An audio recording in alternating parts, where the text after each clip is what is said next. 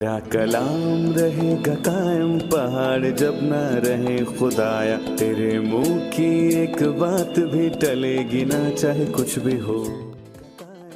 अजीज नाजरीन, मैं अयाद ज़रीफ आप तमाम देखने वालों को हमारे रोज़ के बाइबली मुतालियाती प्रोग्राम की नई किस्त में खुशामदीद कहता हूँ। अभी हम पुराने अहद नामे में से अंबिया असगर की लिखी किताबों में से मीका की किताब का मुताला कर रहे हैं और आज हम खुदाउन के फजल से पहले बाब की 7 आयात का मुताला करेंगे। मैं आपकी हौसला अफजाई करता हूँ कि इस मुताले में हमारे साथ शरीक हों, और अगर आपका कोई बाइबल मुकद्दस से सवाल हो तो हमें ज़रूर अरसाल करें। खुदावंद के फजल से हम आपके सवाल का जवाब देने की पूरी कोशिश करेंगे।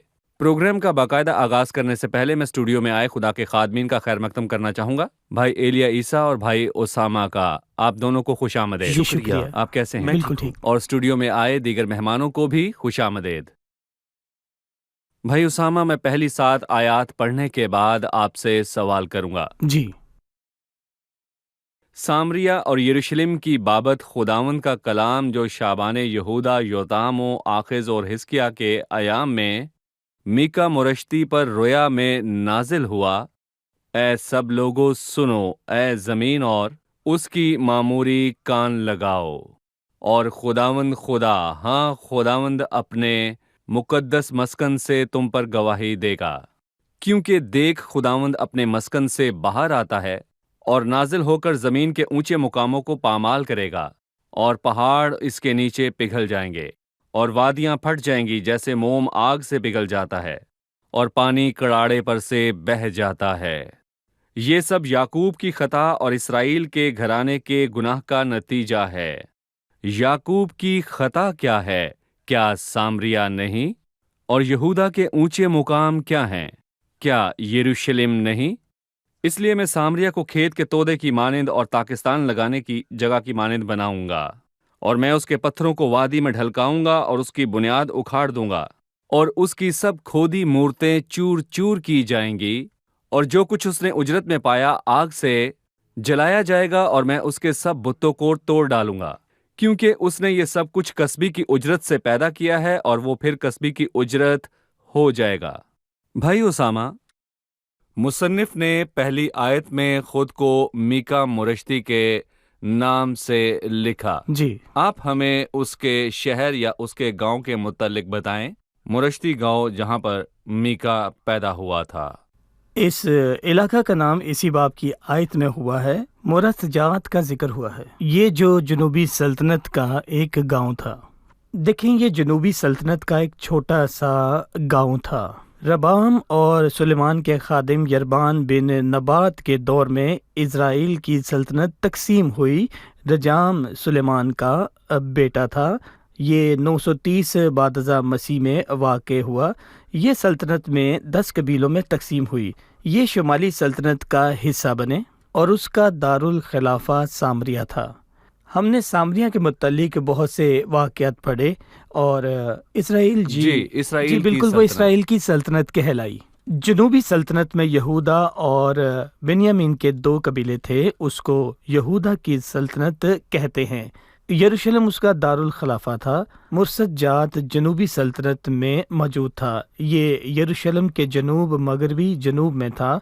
उस 2 वजूहात से मुरसद जात कहते थे। पहली के उसमें 2 शहर थे, मोरश्ती और मोरस्त जात, इसलिए कि उसको हदूद जात से मिलती थी जो फ़लस्तीन का एक इलाका था। और ये जनूबी सल्तनत में जात की हदूद के पास वाक़े था। और हमने गुज़िश्ता एक साथ से हमने सीखा कि ये उससे तकरीबन 40 किलोमीटर दूर था। और यहाँ पर आप इसे देख सकते हैं कि ठीक है, सामरिया में बदी फैल गई। हमें सामरिया की बदी के मुतालिक बताइए, क्योंकि अदालत का पैगाम है। देखें, बुत परस्ती सामरिया में फैल गई। देखें, शुरू ही से उमरी बादशाह ने उसको कायम किया और ये एक अखीब बेहतरीन का बाप था। जी बिल्कुल। ठीक है, ये बदकार बादशाह था। دیکھیں، اخیب اور ایزابیل نے اس حد تک بدی کی کہ بال کے نبیوں کی تعداد بڑھ گئی، یہاں تک کہ خدا کے نبی کو ڈھونڈنا بھوسے میں سوئی کے برابر مشکل ہو گیا ٹھیک تھا۔ سب بال کی پوجا کرتے تھے۔ میکا نبی نے سامریا کی عدالت کا پیغام دیا اور کہا کہ سامریا کی بدی یہودا تک پہنچ گئی، حالانکہ یہودا کے علاقہ میں خدا کی عبادت ہوتی تھی، پر وہ محض ظاہری تھی۔ میکا نبی نے شمالی اور جنوبی سلطنت کو سخت تنبیہ کی۔ یہ 12 انبیاء ہمیں اکثر سوچنے پر مجبور کر دیتے ہیں۔ میرے مطابق ان 12 نبیوں میں 2 مماثلت ہیں اور 3 ثنائی خیالات ہیں۔ پہلی مماثلت 3 کتب ہے جو اسیری کے بعد یہاں لکھی گئی آپ کے تھی۔ کہنے کا مطلب ہے 12 چھوٹے قبیلے۔ بالکل، یوسیا سے ملاکی تک جی۔ 12 کتب، حجی، زکریا، ملاکی، یہ اسیری کے بعد لکھی گئی پہلی مماثلت۔ دوسری مماثلت یہ غیر اقوام کے نام اور ابدیہ کی کتاب ادوم کے لیے اور یونان اور ناہوم کی نبوتیں نبیوں کے لیے لکھی گئیں۔ یہ کل 6 کتب ہیں۔ ان کو ہم 3 کر کے 2 مماثلت کے طور پر بتاتے ہیں، پھر ان کتب کے 3 حصے جوڑتے ہیں۔ پہلا جو شمالی سلطنت کے نام لکھا گیا، ہوسیا اور آموس، دوسرا جوڑا جنوبی سلطنت کے نام حبقوق اور صفنیہ، تیسرا جوڑا ٹھیک ہے۔ بھائی ایلیا دوسری آیت میں دعوت ہے، اے سب لوگوں سنو اور زمین اور اس کی معموری کان لگاؤ، اور خداوند خدا، ہاں خداوند اپنے مقدس مسکن سے تم پر گواہی دے۔ یہ بااثر الفاظ ہیں۔ خداوند نے اپنے مقدس سے ان پر گواہی دی۔ اس بلاوے کا بتائیے۔ دراصل یہ ان کو متوجہ کرنے کے لیے ہے۔ پرانے عہد نامے میں شاید کہیں اور ایسی تحریر نہیں ہے جیسے میکا نبی نے لکھا کہ خداوند اپنے مسکن سے تم پر گواہی دے، اور پھر دوسرے باب میں لکھا ہے خداوند تیرے اور تیری جوانی کی بیوی کے درمیان گواہ ہے۔ اور میں کہوں گا کہ گواہ کا لفظ عدالتوں میں استعمال کیا جاتا ہے، اور کچھ مفکرین کہتے ہیں کہ خداوند نے ان کو شریعت کی عدالت میں کھڑا کیا، اور جب ہم عدالت میں جائیں تو یقیناً تو عدالت کے اندر میں کہوں گا کہ ایک طرف منصف بیٹھا ہوتا ہے اور دوسری طرف ملزم کھڑا ہوتا دفاع۔ ہے۔ گواہ، وکیل اور تمام کارروائی کو دیکھنے والے لوگ ہوتے ہیں۔ جو لوگ اس عدالت کو سنیں گے، اور اس میں زمین اور اس کے سب لوگ ہیں جن کو خداوند نے بلایا، کیونکہ خداوند اس کا گواہ ہے اور وہ سب کچھ دیکھتا ہے۔ وہ سب دیکھتا ہے۔ خداوند نہ صرف اس کا واحد گواہ ہے، بلکہ وہی واحد منصف ہے جو ان کو سزا سنائے گا۔ اور ہم جانتے ہیں کہ یہاں پر ملزم شمالی اور جنوبی سلطنت کے لوگ ہیں، لیکن یہاں پر ایک بہت ہی حیران کن بات ہے کہ میکا نبی نے بذات خود یہاں وکیل کی حیثیت لی اور ایک وکیل کا کردار ادا کیا، اور ان لوگوں کے لیے اپنی ہمدردی اور نیک خیالات کا واضح اظہار کیا۔ وہ نہیں چاہتا تھا کہ ان پر ایسی سزا کا حکم ہو، اس لیے عدالت سے پہلے ان کو تنبیہ کی۔ ٹھیک ہے، یہ بلاوا یہ عدالت کا بلاوا ہے، اور خداوند نے اپنے مقدس مسکن سے ان پر گواہی دی۔ ہمیں بتائیں یہاں پر مقدس مسکن کے کیا معنی ہیں؟ اس کا مقدس مسکن یقیناً یہ میں کہوں گا کہ سلیمان کی تعمیر کردہ زمینی ہیکل نہیں ہے، کیونکہ جب خداوند نے مقدس مسکن سے بات کی تو یہاں پر میں کہوں گا کہ اس نے میکا کے ذریعے پیغام دیا۔ اس نے آسمان پر اپنے تخت سے اس کو یہ پیغام دیا، اور یہاں پر میں یہ بھی کہنا چاہتا ہوں کہ خداوند کے تخت سے برکت اور بھلائی اور رحمت کا دریا بہتا ہے، اور اس نے لوگوں کی عدالت کا اعلان کیا، اور میں کہوں گا یہ بہت سنجیدہ ہے، اور یہ صرف یہودا اور اسرائیل کے لیے نہیں ہے، بلکہ یہاں پر خدا زمین کے تمام لوگوں کے ساتھ مخاطب ہے کہ وہ ایسی تنبیہ اور سزا سے خبردار رہیں۔ خدا محبت رکھتا ہے، وہ سزا سے خوش نہیں، لیکن ابھی وہ فضل کے دور میں اپنے تخت پر تخت نشین ہے، اور ایک دن اس کو رد کرنے والے تمام لوگ اس کے تخت کے صحیح۔ سامنے پیش ہوں گے، اور میں کہوں گا کہ یہ سب دیکھنے والوں کے لیے ایک تنبیہ ہے۔ تیسری اور چوتھی آیت ہے، کیونکہ دیکھ خداوند اپنے مسکن سے باہر آتا ہے اور نازل ہو کر زمین کے اونچے مقاموں کو پامال کرے گا، اور پہاڑ اس کے نیچے پگھل جائیں گے، اور وادیاں پھٹ جائیں گی جیسے موم آگ سے پگھل جاتا ہے، اور پانی کڑاڑے پر سے بہہ جاتا ہے۔ میں آپ سے یہ جاننا چاہوں گا کہ کیا خداوند زمین پر موجود نہیں، وہ نیچے آئے گا؟ کیا کہیں گے آپ؟ یقیناً یہ مختلف الفاظ بہت سے سوالات پیدا کرتے ہیں۔ خدا باہر آتا ہے نازل ہو کر، اگر وہ باہر آتا ہے تو اپنی جگہ چھوڑ دیتا ہے۔ خدا روح ہے، کیا یہ الفاظ درست ہیں؟ خدا کا کلام شاندار ہے۔ ہمیں سمجھنے کی ضرورت ہے کہ پوری بائبل ہی نبوتی کتاب ہے۔ شاعرانہ کتب میں بھی نبوتی پہلو موجود ہیں اور نبوتی کتب میں شاعرانہ پہلو بھی موجود ہیں۔ خاص کر ابھی ہم جس نبوت کا مطالعہ کر رہے ہیں میکا کی کتاب ہے، اس میں تشبیہات، مثالیں ہیں جن کے لفظی معنی ایسے نہیں۔ کلام بتاتا ہے کہ خدا ہر جگہ موجود ہے، ایسا ممکن نہیں کہ وہ ایک جگہ ہو اور دوسری جگہ سے غائب ہو۔ ہم خدا کو اوپر نیچے دائیں بائیں میں قید نہیں کر سکتے ہیں، وہ ہر جگہ موجود ہے۔ دیکھیں، لکھا ہے خداوند اپنے مسکن سے باہر آتا ہے، اس میں تشبیہ ہے کیونکہ خداوند ہر وقت برکت دیتا اور اپنے لوگوں سے خوش رہتا ہے، پر یہ ان کی عدالت کا پیغام ہے اور اس لیے وہ اپنے مسکن سے باہر آتا ہے۔ اس تشبیہ کے یہ معنی ہیں، دوسری آیت ہے، اور خداوند خداوند اپنے مقدس مسکن سے تم پر گواہی دے۔ ہم جانتے ہیں کہ خداوند اپنے مسکن سے برکت دیتا ہے اور اپنے لوگوں پر مہربانی کرتا ہے۔ اب ان کا گناہ اس قدر پھیل گیا کہ خدا اپنے مسکن سے باہر آتا ہے اور نازل ہو کر زمین کے نیچے مقاموں کو پامال کرے گا۔ اونچے مقاموں پر بتوں کی پرستش کی جاتی تھی، لوگ معبودوں کے لیے قربانیاں گزرانتے تھے، اس لیے یہ تشبیہاتی انداز میں لکھا گیا ہے۔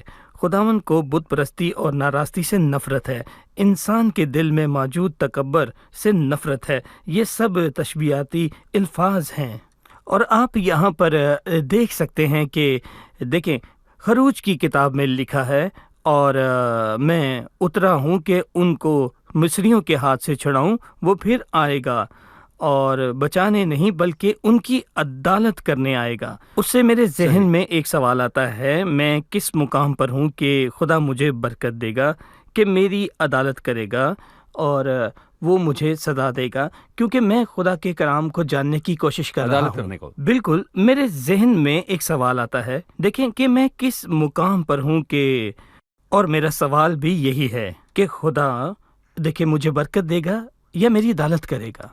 جی، میری عدالت کرے گا۔ ہم ان کتب کے مطالعے سے یہی سیکھتے ہیں، ہم لوگوں کی تاریخ کی کتاب نہیں پڑھ رہے۔ جی لوگوں کی تاریخ سے واضح ہے کہ انسان کے گناہوں کی عدالت ہونا ضرور تھی، لیکن ہم اس سے یہ سیکھتے ہیں کہ گناہ کی عدالت لازم ہے۔ اس لیے ہمیں چاہیے کہ ہر طرح کی بدکاری سے کنارہ کرے۔ اے خداوند سے محبت رکھنے والو، بدی سے نفرت کرو، کیونکہ خدا کا غضب ہوتا ہے۔ خاص کر یہ پیغام جو لکھا ہے کہ اے سب لوگوں سنو، اے زمین اور اس کی معموری کان لگاؤ، مجھے لگتا ہے یہ پیغام میرے لیے لکھا گیا ہے۔ صحیح بھائی ایلیا 5ویں آیت میں یہودا اور سامریہ کے لوگوں کی خطاؤں اور گناہوں کا ذکر ہوا۔ یہ سب یعقوب کی خطا اور اسرائیل کے گھرانے کے گناہ کا نتیجہ ہے۔ یعقوب کی خطا کیا ہے؟ کیا سامریہ نہیں؟ مجھے اس کی وضاحت کی ضرورت ہے۔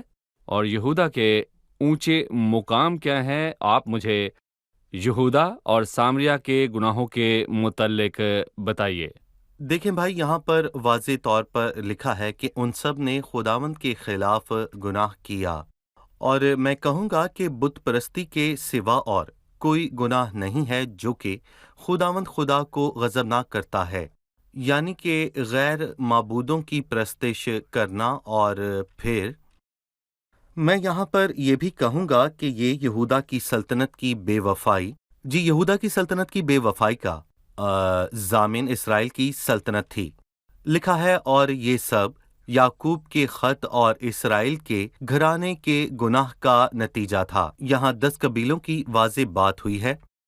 لکھا ہے یعقوب کی خطا کیا ہے، یعنی کہ یعقوب کے گناہ کی وجہ کون ہے، اور میں کہوں گا کہ یہ 2 قبیلے ہیں، یہودا کی سلطنت، اور خدا نے میکا کے ذریعے جواب دیا، کیا سامریہ نہیں؟ اور سلطنت کے دارالخلافہ کو اس کا مرکز ہونا چاہیے، کیا یہ ٹھیک نہیں؟ جہاں سے خداوند کا نور اور حق پھیلے، لیکن افسوس کہ یہی جگہ بت پرستی اور ناراستی کا مرکز ہوئی۔ شمالی سلطنت کا مرکز اسرائیل، سامریہ۔ اور یہودا کے اونچے مقام کیا ہیں؟ اور یہاں پر یہ ظاہر ہے کہ ان دو قبیلوں میں یہ مرض پھیلا اور ان سے بت پرستی پھیلی، اور یہودا نے بھی بت پرستی کی اور خداوند کی بجائے غیر معبودوں کی عبادت کی۔ کیا یروشلم نہیں؟ اور اس سلطنت کا دارالخلافہ بھی بدی اور بدکاری کا مرکز بن گیا۔ اور یہاں پر میں یہ بھی کہنا چاہوں گا کہ جب بھی بائبل مقدس میں بت پرستی کا ذکر ہوا، ناراستی اور اخلاقی برائی اور بدکاری سے منسوب ہوا، انہوں نے یہ سب گناہ کیے۔ بھائی ایلیا یہ غلط کہتے ہیں کہ انسان کی شروعات بت پرستی سے ہوئی اور پھر بعد میں ایک خدا ہونے کی تعلیم دنیا میں آئی، جیسے اس سے پہلے ایسی کوئی تعلیم موجود نہ تھی۔ کیا انسانیت کی شروعات معبودوں سے ہوئی؟ اور کیا ایک خدا کی تعلیم بعد میں آئی؟ کلام ہمیں پہلے ابواب میں یہ سکھاتا ہے کہ خدا ایک ہے، وہی واحد خدا ہے۔ آپ نے بالکل ٹھیک کہا، جیسا کہ بائبل مقدس کی پہلی آیت میں لکھا ہے، خدا نے اپنے مکاشفہ کو بیان کیا کہ وہ کون ہے۔ خدا نے ابتدا میں زمین و آسمان کو پیدا کیا، اور ہم یہ جانتے ہیں کہ پرانا عہد نامہ عبرانی زبان میں لکھا گیا ہے، اور عبرانی زبان میں لفظ خدا یعنی کہ الوہیم نے ابتدا میں زمین و آسمان کو پیدا کیا۔ یہاں پر واحد صیغہ استعمال ہوا، واحد خدا ہے، اور پھر میں کہوں گا کہ عبرانی زبان میں الوہیم الوہا کی جمع ہے، اور شروع ہی سے خداوند نے اپنی ذات کے اس مکاشفہ کا ذکر کیا۔ اور میں کہوں گا کہ یہاں تثلیث کا ذکر اور بھی حوالہ جات میں ہوا ہے، اور میں کہوں گا کہ بت پرستی بعد میں آئی، لیکن تثلیث اور صحیح۔ خدا کی وحدانیت تو پہلے سے ہی موجود تھی۔ خدا نے کلام کی شروعات میں ہی اپنی ذات اور فطرت کو ظاہر کر دیا تھا۔ ٹھیک ہے بھائی اسامہ، چھٹی آیت میں جو کچھ لکھا ہے تاریخی لحاظ سے اسرائیل کی سلطنت کے ساتھ کیا ہوا، اور نبوتی کتب میں ان کی عدالت کا تذکرہ ہوا ہے، اور یہ تاریخی عدالت ہے اور اس میں مستقبل میں ہونے والی عدالت کا حوالہ ہے۔ تاریخی لحاظ سے سامریہ کی کیا عدالت ہوئی؟ نبوت کے تعارف ہی سے ہم نے سیکھا کہ میکا نبی نے 740 بعد ازاں عیسوی میں نبوت شروع کی۔ یہ سامریہ کی تاریخی بربادی سے چند سال قبل ہوا، غالباً سامریہ کی بربادی سے 20 سال پہلے ہوا۔ شاہ اسور شامنزر نے سامریہ کو برباد کیا۔ دوسرے سلاطین کے 17ویں باب میں ہم اس کو پڑھ سکتے ہیں۔ ہوسیہ نے اسرائیل پر سلطنت کی۔ اسور کی تاریخ 721 بعد ازاں عیسوی تک جاتی ہے۔ اس نے سامریہ کے لوگوں کو اسیر کیا، وہ غیر اقوام والوں کو لایا کہ آ کر سامریہ کے علاقہ میں بس جائیں، اور تاریخ میں اس طرح سے ہوا، اور اس وقت سامریہ برباد ہوا۔ اس وقت خدا نے پتھروں کو وادی میں نہیں ڈھلکایا، نہ نبوتیں اکھاڑی، پر یہ سب اس کے بعد تاریخ ہوا۔ میں یہ ہوا؟ جی بالکل، تاریخ میں یہی ہوا۔ اس وقت سامریہ برباد ہو گیا تھا۔ اس وقت خدا نے ان کو پتھروں کی وادی میں نہیں ڈھلکایا تھا اور نبوتیں نہیں اکھاڑی تھی، پر اس کے بعد یہ سب ہوا۔ ہیرودیس کو یہ شہر اچھا لگا تھا۔ دیکھیں، اسے وہ شہر اچھا لگا تھا، اور خداوند نے فرمایا کہ یہ سب باتیں ہوں گی، اور اسی لیے یہ سب کچھ صحیح۔ واقع ہوا۔ اور خداوند نے فرمایا کہ ان سب باتوں کی کھودی ہوئی مورتیں چور چور ہو جائیں گی۔ جب انہوں نے اپنے بت تلاش کیے، ان کا نام و نشان نہ مل سکا تھا۔ یہ سب پورا ہوا۔ صحیح۔ لہٰذا اسوریوں نے تاریخ میں اس کو ایسے ہی برباد کیا۔ بالکل، ہم جانتے ہیں کہ شاہ بابل نے جنوبی سلطنت کو اسیر کیا۔ اس اسیری سے لوگ واپس آئے، مگر اسور سے نہیں، آج تک واپس نہ آئے۔ یہ 10 قبیلے آج تک پوری پراگندہ دنیا ہیں۔ میں بکھرے ہوئے ہیں۔ ٹھیک ہے، 7ویں آیت ہے، اور اس کی سب کھودی ہوئی مورتیں چور چور کی جائیں گی، اور جو کچھ اس نے اجرت میں پایا آگ سے جلایا جائے گا، اور میں اس کے سب بتوں کو توڑ ڈالوں گا، کیونکہ اس نے یہ سب کچھ کسبی کی اجرت سے پیدا کیا ہے، اور وہ پھر کسبی کی اجرت ہو جائے گا۔ میں یہاں پر آپ سے کسبی کی اجرت کے معنی جاننا چاہوں گا۔ جی بھائی ایلیا۔ شروع میں ہمیں اس کا اقرار کرنا بہت ضروری ہے کہ میکا نبی کی نبوت میں عدالت اور برکت کا بیان ہوا ہے۔ یہ ایک مشکل نبوت ہے، اور میں کہوں گا کہ اس کی بہت سی آیات ہیں جنہیں سمجھنا مشکل ہے۔ اور انہیں سمجھنے کے لیے پاک روح کی رہنمائی کی بہت ضرورت ہے۔ اور یہاں پر میں یہ بھی کہنا چاہوں گا کہ ان سب مشکل آیات میں 7ویں آیت ایک ایسی آیت ہے جو بہت مشکل ہے۔ ان سب کا تعلق میں کہوں گا کہ بت پرستی سے ہے، اور پاک روح نے بیان کیا کہ بت پرستی میں کیا ہوتا تھا۔ اور یہاں پر میں یہ بھی کہنا چاہوں گا کہ ہم نے پہلے بیان کیا کہ ہمیشہ بت پرستی کے ساتھ بد کرداری اور بد اخلاقی کا واضح طور پر تذکرہ صحیح۔ ہوا ہے۔ ان بتوں کے گرد بہت سی کسبیاں موجود رہتی تھیں، اور جو بھی کوئی ایسی حرکت کرنا چاہتا تھا وہ کسبی کو اجرت دیتا تھا، اور ان کسبیوں کی اجرت میں قیمتی اور خاص برتن بھی ہوا کرتے تھے۔ کچھ کہتے ہیں کہ ان کی اجرت سونا اور چاندی تھا، اور اس دور میں کہوں گا کہ یہی زناکاری کی اجرت ہوا کرتی تھی، اور وہ سونا چاندی دیا کرتے تھے۔ اور خداوند نے 7ویں آیت میں نبی کے منہ کے ذریعے اس کا اظہار کیا، اور اس کی سب کھودی ہوئی مورتیں چور چور کی جائیں گی، اور جو کچھ اس نے اجرت میں پایا آگ میں جلایا جائے گا، اور میں اس کے سب بتوں کو توڑ ڈالوں گا، کیونکہ اس نے یہ سب کچھ کسبی کی اجرت سے پیدا کیا ہے، اور وہ پھر کسبی کی اجرت ہو جائے گا۔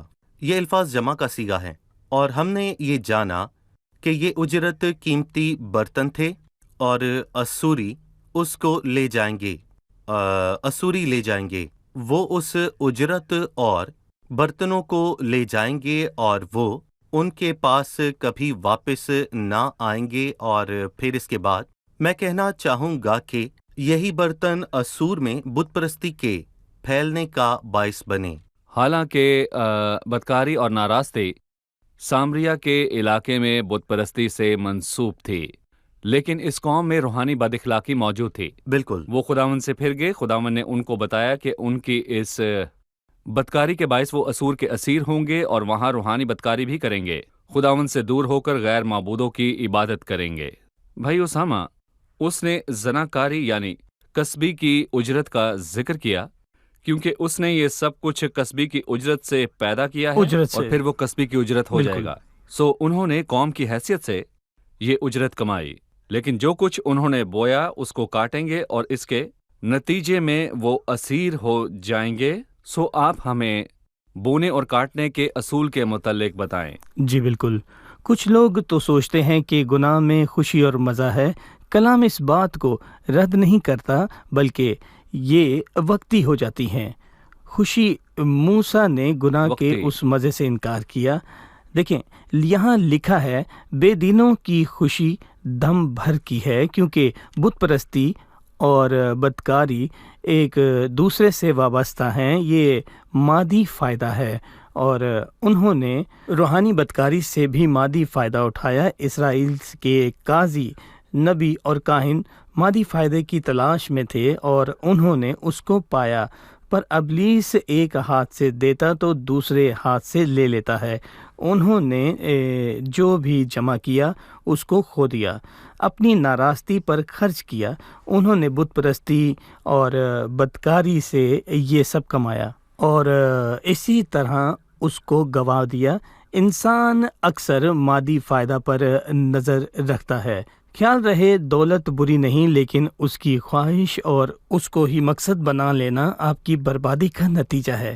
پہلے تیموتھیوس کا 6 باب اور اس کی 9ویں آیت، پالوس نے فرمایا، لیکن جو دولت مند ہونا چاہتا ہے وہ ایسی آزمائش اور پھندے اور بہت سے بےہودہ اور نقصان پہنچانے والی خواہشوں میں پھنستے ہیں، جو آدمیوں کو تباہی اور ہلاکت کے دریا میں غرق کر دیتی ہیں، کیونکہ زر کی دوستی ہر قسم کی برائی کی جز ہے، جس کی آرزو میں بعض نے ایمان سے گمراہ ہو کر اپنے دلوں کو طرح طرح کے غموں سے چھلنی کر لیا۔ اور میں ان آیات سے بیان کر سکتا ہوں، قدیم زمانہ میں اسرائیل کے ساتھ ایسا ہی ہوا، اور انہوں نے بھی صحیح، ایسا ہی جی۔ کیا تھا کہ اجرت اکٹھی کی، اور یہ سب کسبی کی صحیح۔ اجرت ہو جائے گی۔ شکریہ، ہم قسط کے اختتام پر پہنچ چکے ہیں۔ خداوند کے فضل سے اگلی قسط میں ہم اپنا مطالعہ جاری رکھیں گے۔ آپ سب کا بہت شکریہ۔ عزیز ناظرین، خدا کے غضب سے بھاگیں اور مسیح کے پاس لوٹ آئیں، مسیح کی صلیب کے پاس آئیں اور مسیح کی صلیب میں پناہ لیں، تو آپ خدا کے غضب سے بچ جائیں گے۔ میرے عزیزو وہ جلد ناراستوں کے خلاف بھڑکے گا۔ اگلی قسط میں آپ سے پھر ملاقات ہوگی۔ خدا آپ کو برکت دے۔ تیرا کلام رہے گا قائم پہاڑ جب نہ رہے خدایا، تیرے منہ کی ایک بات بھی ٹلے گی نہ چاہے کچھ بھی ہو۔